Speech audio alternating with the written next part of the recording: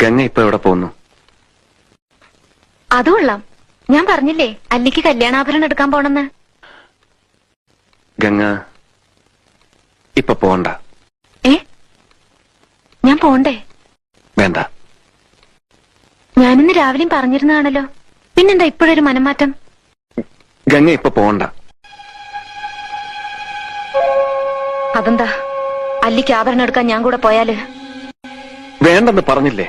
എന്താ എന്താ ഞാൻ കൂടെ പോയാല്? പോകണ്ട.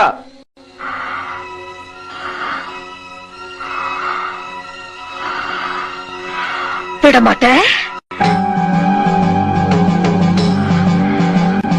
വിടമാട്ടെ.